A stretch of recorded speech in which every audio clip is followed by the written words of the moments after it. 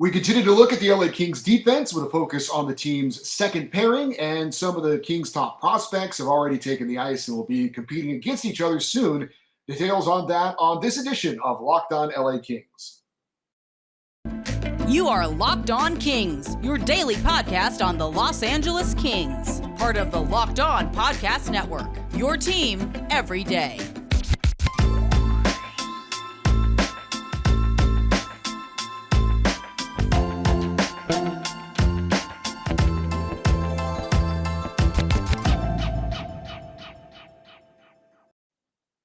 Hey, Kings fans, welcome to Locked On LA Kings, your team every day. Thanks for making Locked On LA Kings your first listen every day. We are free and available wherever you get your podcasts and on YouTube. On today's episode of Locked On LA Kings, we continue to look at the Kings defense with a focus on Matt Roy and Tobias Bjornfot. Plus, we'll tell you about several LA Kings prospects that are looking to represent their countries at the upcoming World Junior Championships. I'm Eddie Garcia, your host of Locked On LA Kings. I've worked in sports media for almost 30 years. For the last 20 plus years, I've been at the Fox Sports Radio Network, where I am a co-host, sidekick, reporter, and NHL insider. I'm also co-host of the Puck Podcast, a weekly NHL review show that's been putting out content for 16 years, and I am a lifelong LA Kings fan. We continue our look at the LA Kings defensive core for the upcoming season. On Tuesday, we looked at the Kings' top pairing in veterans Drew Doughty and up-and-coming defenseman Mikey Anderson. Today, we look at the Kings' projected second pairing, and that would be veteran Matt Roy and young blue liner Tobias Bjornfot. We'll start with 27-year-old Matt Roy. He is under contract with the Kings for 2 more seasons with a cap hit of just over $3 million per season. He was drafted by the Kings in the 7th round of the 2015 NHL draft.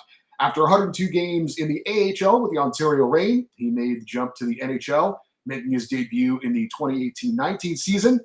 Since then, he's appeared in 206 games for the Kings with 10 goals and 48 assists for 55 points. Last season, Matt Roy had 67 games with the Kings, posted 2 goals and 19 assists for 21 points. He was a plus 23 last season, which was the best plus-minus on the team.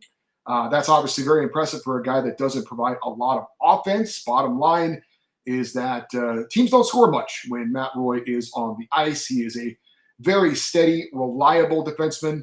He's not going to wow you with his skating or his stick handling, but he does make good decisions. He knows when to activate into the offensive zone to keep the play alive. And while he may not score much, he does things to keep the puck alive in the offensive zone for his teammates to get scoring chances. He's not a big hitter, but he will throw the body around when is necessary. In short, Matt Roy is just a very solid all-around good defenseman that every NHL team needs. Again, the offensive numbers are a bit limited. He's not, completely inept as far as his offensive game, but it's not where he makes his money. He is more of a defensive defenseman, and again, a veteran core guy that is very important to the LA Kings. He makes, like I said, he makes good decisions. He knows when to pinch and when not to. He knows when to jump up at the play and when to live to fight another day. And playing defense at the highest level in hockey, a lot of it is about decision making. And Matt Roy has shown consistently, especially with those plus-minus numbers, which are fantastic. Obviously, leading the team with a plus 23. Again, that goes to showing the types of decisions that he makes, and that's why he is the top dog, so to speak, on that second pairing. As far as the other player, and it is interesting, and we'll talk about this more on tomorrow's show as well, but we're talking about, you got Drew Doughty, you got Mikey Anderson, you've got the veteran with the younger guy. Second pairing, same thing, you've got Matt Roy with the younger guy, Tobias Bjornfot, who just turned 21 years of age this past April. He is in the final year of his rookie deal and will be a restricted free agent after this coming season. He will make $167 for this upcoming season. He was a first-round pick of the Kings in 2019, 22nd player taken overall. He's one of 5 players from that class that have played the most games in the NHL so far in their careers. So again, let me clarify that.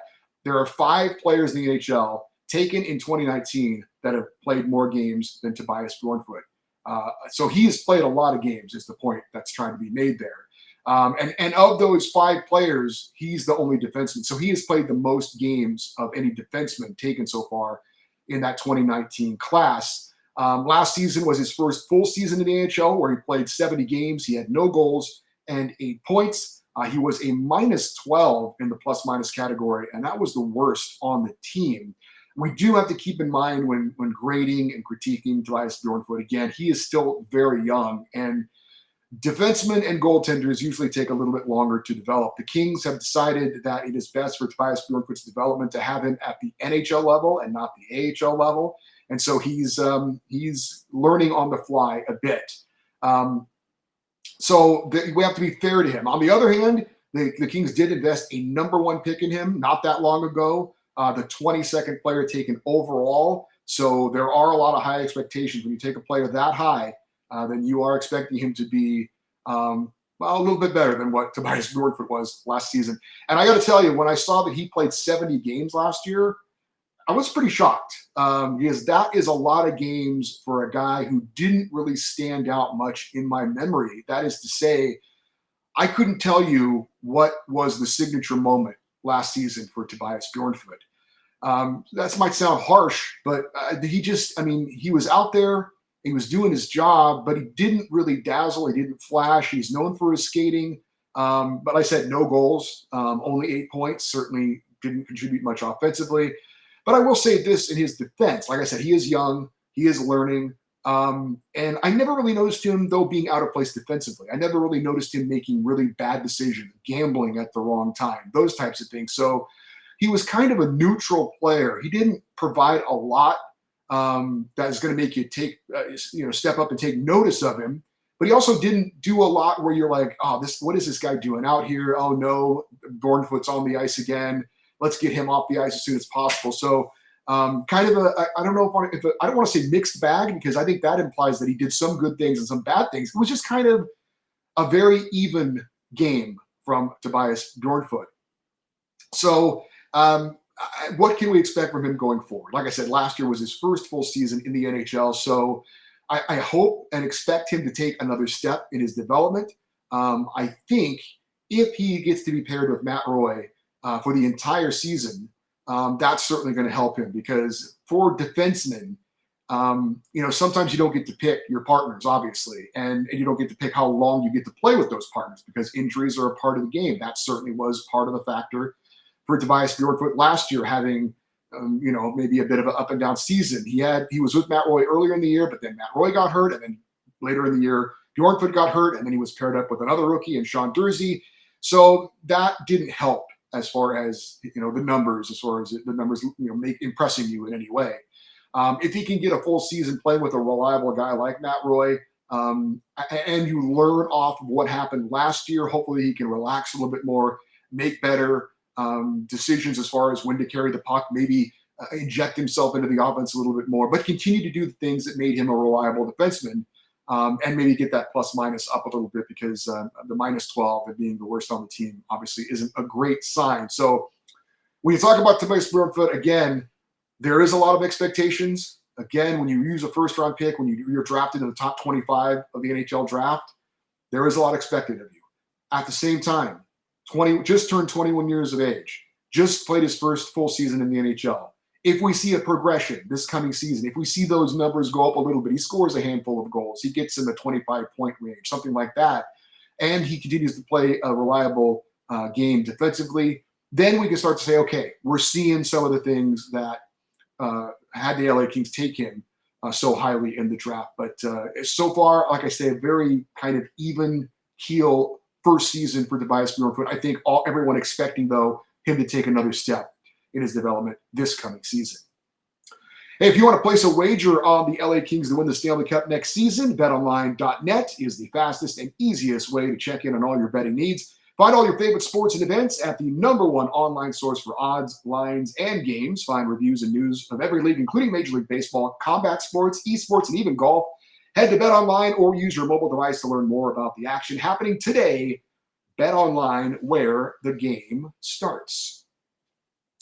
So we had NHL development camp wrap up a couple weeks ago, including the LA Kings doing their thing there in El Segundo, and in between development camp and rookie camp and training camp coming in September, we do have another event that should involve at least a handful of LA Kings prospects. If you don't know, the World Junior Championships are coming up in August. They start August the 9th through August the 20th in Edmonton, Alberta. If you don't remember, the World Junior Championships were to be played last year, but unfortunately, after getting the tournament just started, I think they played a day or two, they decided to cancel the tournament because of COVID. So it's been rescheduled. And so in what is typically a very dead time in the NHL, which is August, basically the entire month of August, we're going to have the World Juniors. And that's actually very exciting if you're a hockey fan to have something to fill the void. For me, obviously, I'm happy to have some content to talk about as well. So that is going to be exciting to see. And there's a lot of Kings prospects that are right now battling for the chance to make the teams and then play against each other. They include 2 LA Kings draft picks from this past year for Team USA. They would be forwards Jack Hughes, the Kings' second-round pick, 51st overall in this year's draft, and also forward Kenny Connors, one of the Kings' 2 fourth-round picks, their first fourth-round pick in this year's draft, the 103rd player selected overall. They're trying to make it for Team USA. I think at this point they would both be dark horses to make it, but we'll certainly keep an eye to see if they end up making the final cut for Team USA. You've also got defenseman Helge Grams, the Kings' second-round pick in 2020, 35th overall. He's looking to make Team Sweden. He played in 56 games for the Ontario Reign last season. He had 7 goals and 17 assists. I think he's a pretty good bet to make Team Sweden, but we shall see. There are also 3 former Kings draft picks looking to make Team Finland.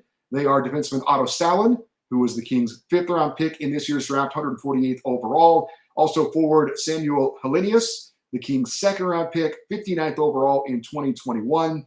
And forward Kaspar Simontabel, a Kings' 3rd-round pick, 66th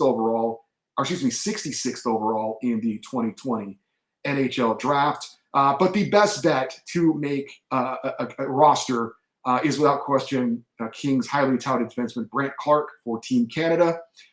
He was a first-round pick, 8th overall in 2021. There's a chance he could make the Kings roster this coming season. Now, it is interesting that Brandt Clarke was not on the original Team Canada roster for the originally scheduled World Junior Championships. Was a very controversial decision. A lot of people are scratching their heads over that.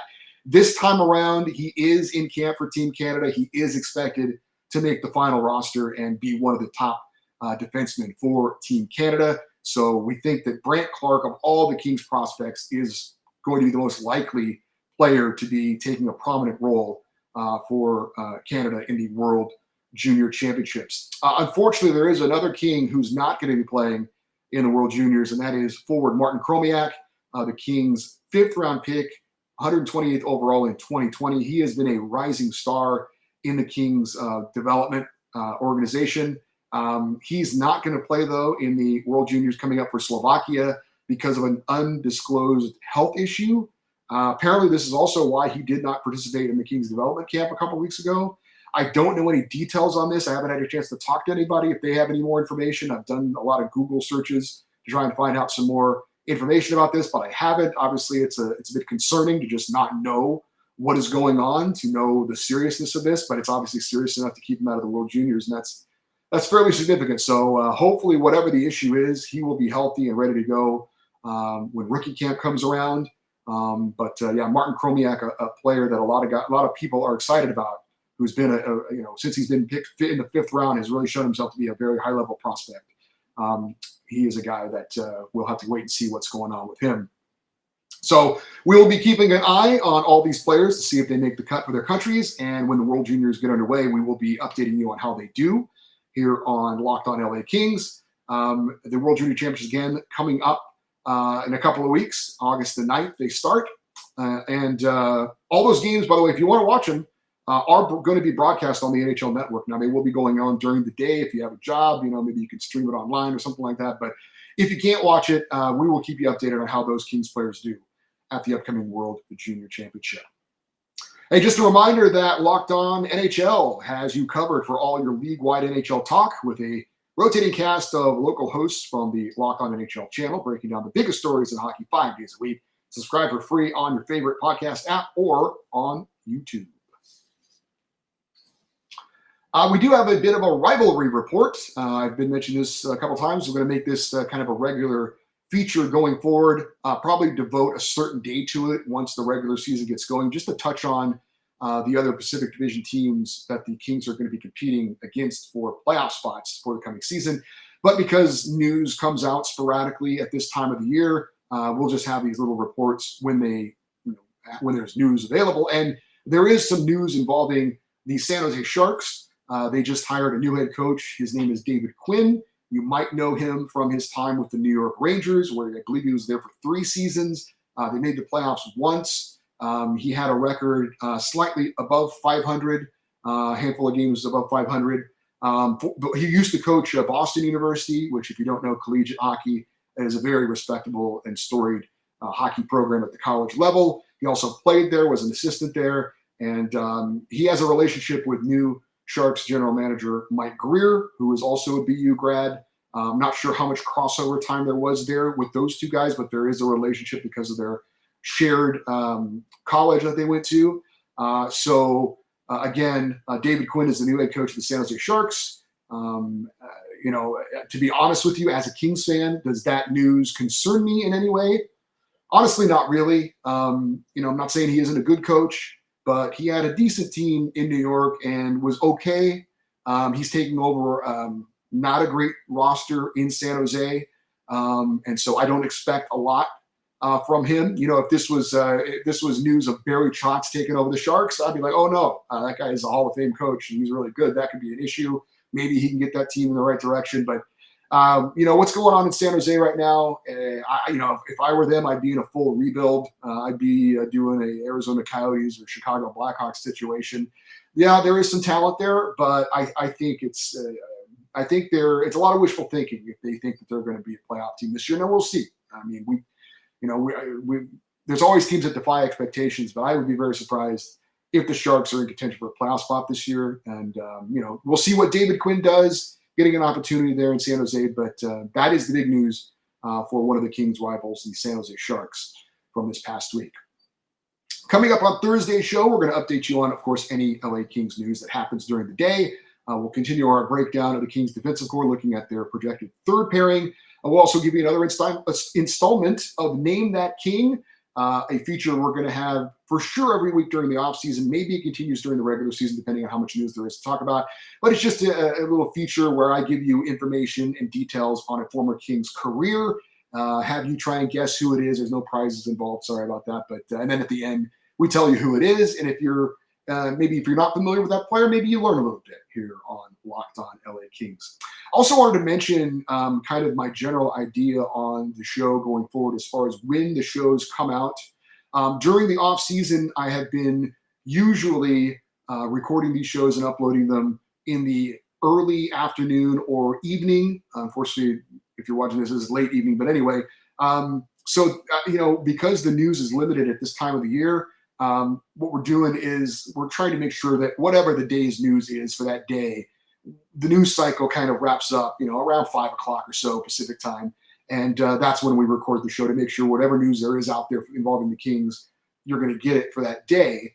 But once the season starts, the plan is, and things can always change, but the plan is, especially after a game night, to have a Locked On LA Kings podcast for you that morning. So for your morning commute, for your lunchtime, for your drive home, you will have a new episode of this show to hear, to watch, to get you caught up on what happened the night before. That could be subject to change only if we have guests and you have to work around a guest schedule. I would only do that most likely on a non-game day or a day after a game night, because I want to go do a deep dive on that night's game. I want to get into that conversation of the game that the Kings just played. So just again, in the off season, probably this podcast will be posted in the evening to make sure we've got all the day's news for you. But once the regular season starts, and maybe during even the preseason, we plan on doing this show in the morning to have again for your morning commute, to have for your lunchtime, to have for your drive home, reacting to the game the night before. That is the plan, and we'll see how that works out. To keep up to date on this show and what's going on with the LA Kings, please follow us on Twitter. we are at Locked On LA Kings. If you'd like to send me an email with any comments or thoughts on the Kings of this show or anything else at all, the email address is lockedoneddie, EDDIE, lockedoneddie@gmail.com. I'd love to read some of your emails. We've already got a couple for this week that we're going to read on Friday's show. We're going to try and make that a weekly feature. Every Friday, we'll read some listener feedback. So if you want to be a part of that, I want to have you guys be a part of the show. I don't want it to just be me talking to you. I want you to be interactive with me as well, whether it's on Twitter, whether it's the emails, whatever. Again, that email address is lockedoneddie, EDDIE@gmail.com. Hey, thanks so much for making Locked On LA Kings your first listen every day. Now make your second listen Locked On NHL. Locked On experts give you a daily 30-minute podcast on all things NHL all year long. Stay up to date on everything in the hockey world. Locked On NHL, your daily 30-minute NHL podcast. Thanks again for listening. Thanks for watching Locked On LA Kings. I'm Eddie Garcia, reminding you, go Kings go.